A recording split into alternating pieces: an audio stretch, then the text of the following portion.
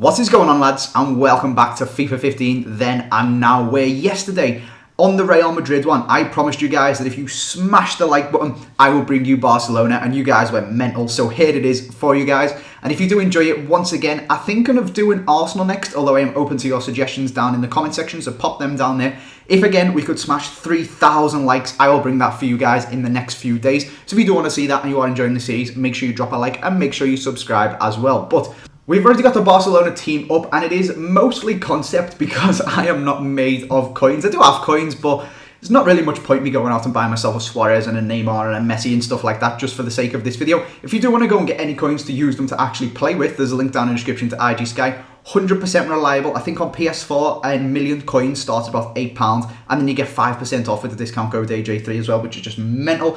And on Xbox, sorry, I think it's about £12 or £13, so it's ridiculously cheap prices. Go and check them out. Their link is down in the description. You can basically go and pick yourself up a Suarez and a Neymar for about £10, which is fucking ridiculous because they are very good. I have used them, but I just didn't bother buying them this time. So anyway, let's jump into this video. We have got up first in goal Ter Stegen. Now, Claudio Bravo has been Barcelona's main keeper this year, as far as I am aware, but he's pretty boring. His old card is just from like FIFA 10 or 11, and it's just 75 rated non-rare gold and nothing really too interesting. So instead, we put in Ter Stegen, who is starting off with one of the more interesting cards in this game. So if we take a look at Ter Stegen now, you guys can see him. He's already there. He's an 82 rated. But if you take it all the way back to FIFA 11, so he's not one of the originals in FIFA 10. He came into FIFA in FIFA 11, and he was a 63 rated bronze card playing for Borussia Mönchengladbach, or whatever the friggin' hell that team is called. Looks like a pretty decent bronze card as bronze cards go. He's got 60s basically across the board and all of the stats that matter. But even still, Ter Stegen is a bronze card. He's a very good up-and-coming goalkeeper for Germany. Obviously, they've got Manuel Neuer, who's going to be their number one for ages. But this guy's a little bit younger. He's, of course, playing for Barcelona, or he's in Barcelona's squad, even though Bravo is playing most of the games. This guy does still play sometimes. And he actually did go on that year to get himself an inform as well, which is pretty cool. You can see it there. It's a ridiculously good bronze card now. 76, 70 and 71 on his stats there. 64 rated. That inform actually looks really nice. I'm not a massive fan of the FIFA 11 cards. They look a bit shitty normally, but them informs actually look pretty fucking cool when you put all the highlights of black and stuff into it. So not a bad card. He's not a bad player, and he's a pretty decent player in this FIFA as well. So let's move on to Gerard Piqué, who is of course an 84 rated player. Now, some people say overrated and then he shouldn't be in the team of the year, or he shouldn't have been in the last couple of team of the years as he was. He wasn't in this year as well, but still a pretty good player. And if you take it all the way back to FIFA 10, apparently he's actually better than he was 5 years ago, because he was an 81 rated centre back then. 72 pace though is the biggest change for me. He's only got 66 pace this year. His defending and his heading are actually pretty much the same. Most of his stats are pretty similar, to be honest. It's just that pace. I would probably go for the FIFA 10 card rather than the higher rated FIFA 15 card. Next to him, we have got Javier Mascherano, of course, a centre-back now, playing for Barcelona. Obviously, that is the team that we are doing.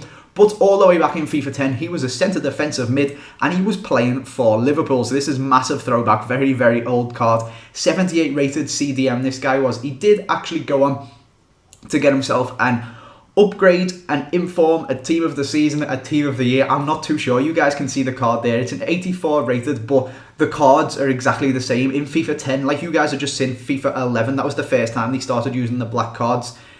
In this one, I don't know what he got it for. It's literally the same colour card. He is just upgraded, basically. So it could have been an inform. He could have just got upgraded. It could be a team of the year. I'm not too sure. Even in FIFA 11, the team of the years were black like the informs. So you couldn't tell the difference between them two then. But you can't even tell the difference between the informs, the team of the years, and just upgraded cards on FIFA 10, which is really annoying. But you can see it there, and it is a very good card. 75 pace and 88 defending. You would love to be able to play that guy at centre-back. Left back, we have got the pace demon, that is Jordi Alba. 92 pace he has got on this FIFA, which is absolutely crazy. But if you again take it all the way back to FIFA 10, he only had 83 pace, and more shockingly, he was a silver left winger. 72 rated left wing this guy was, and he didn't even have the pace. If he had that 92 pace on that card, it would have been unbelievable. Playing for Valencia, as you guys can see, so he hadn't quite got his move to Barcelona, and he hadn't moved back to left back as well. So pretty decent card, even still. 83 pace and 73 dribbling with 72 passing is not too bad, but imagine if he had that 92 pace back then, he would have been unbelievable.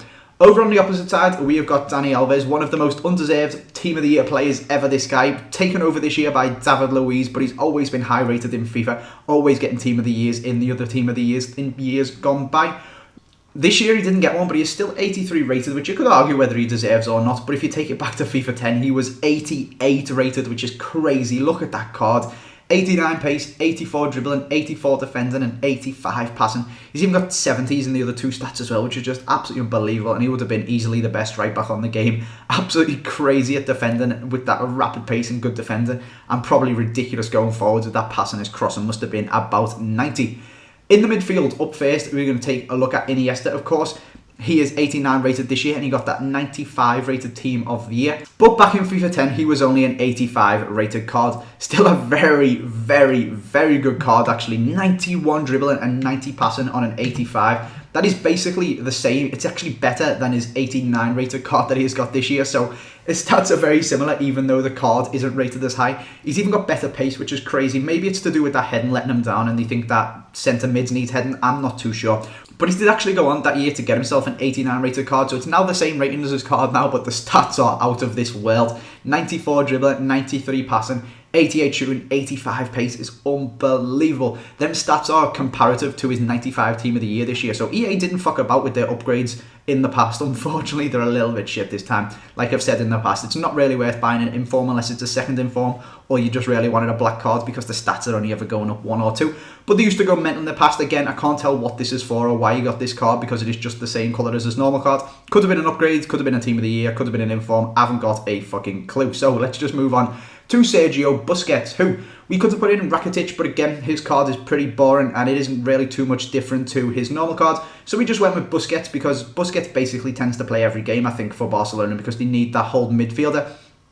And Rakitic switches in and out for Iniesta and Javi. That's the impression I've got anyway. I'm not too sure. I think he switches out for Javi. But his card was pretty boring and Busquets plays all the time. So we've put in Busquets, who is an 85 on this game. And I think this is actually one of the biggest changes to ratings apart from Ter Stegen, because he went all the way back to bronze. Busquets used to be a 75. Now, we used to have 72 pace, though, so most people would probably rather play with this one, because he's still got 74 dribbling, and 78 passing, and 78 defending. So his stats aren't actually that much different to his card now, apart from the fact that his pace has gone up 16, and he is non-rare. I think that is a non-rare card. He looks slightly different to Javi and Iniesta. So I would actually probably go for his FIFA 10 one instead of his FIFA 15 one. Next to him, we've got, like I said, Javi. Could have put in Rakitic, but his card is pretty boring. And to be honest, Javi's is pretty boring as well. But you have to pick one of them, and we just went for Javi because it's slightly more interesting, because his old card is actually rated higher than his current card. So he's now an 86 with ridiculously good passing. He used to be an 87 with even more ridiculously good passing. 94 he used to have. And again, 78 pace. When these Barcelona players could run, this team would have been fucking unbelievable. If you slap the pace on the cards that they've got now, they would be absolutely unstoppable on FIFA. But unfortunately, they're all a little bit slow, and you've got to play that tiki-taka, but still very good all the same. Moving up to the forwards then, we're going to go on to some people who've actually got pace in this FIFA as opposed to the midfielders. We've got Neymar, of course. 92 pace this guy has got in this FIFA, if you take a look at his ridiculously good second in form. If we take a look at his FIFA 12 card, though, this guy came in one of the latest out of, or the latest out of all of the Barcelona players. FIFA 12 card, playing for Santos. He was an 84 rated centre forward. However, he did go on, like this second in form in FIFA 15. He got himself a second in form on FIFA 12 as well. His first season in FIFA as well. Not too bad, even though it was in the Brazilian league. And you could argue, or a lot of people did argue, that he could only do it in Brazil, although he's playing unbelievable this season. But let's take a look at this card. 91 pace, 94 dribbling, and 84 shooting. 5-star skills. I think he had 4-star weak foot as well. And 87 rated. That is absolutely unbelievable. And that card went for a fucking fortune. In the centre, we have got Luis Suarez, of course, 89 rated, one of the best strikers in the world now. Used to be, though, when he played for Ajax, only 84 rated. Still a very good all-round striker. 81, 81, 86 across the stats that matter. Looks a little bit miserable with his rating there on his picture, though, and not quite as good as his cheesy little grin in his picture these days, knowing that he is an 89. Finishing off this squad, then, we have got the main man, Lionel Messi. 93 rated he is this year after getting a little bit of a downgrade, but he is higher than when he started in FIFA, because all the way back in FIFA 10, he was only, I say only, still a 91. He was only a 91.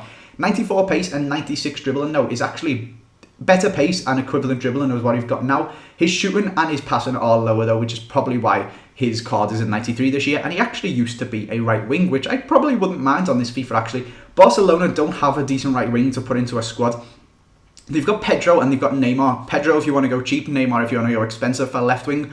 But they don't really have a right wing. And if you could put Messi there and play Suarez down the centre in a 4-3-3 like this squad would be, it would be unbelievable. But that is where we're going to leave this video, lads. Like I said, I hope you guys are enjoying this series. I personally find it really interesting flicking through all of the players in the squad and finding their oldest cards and seeing all the crazy ratings and stuff like that. So like I said, if you guys are too and you want to see some more, make sure you drop a like. If again we could hit 3,000, that would be absolutely awesome. Make sure you subscribe if you want to see some more of these or some other squads or packs or any good stuff like that. Make sure you hit that subscribe button. Thanks for watching, lads, and I will see you next time.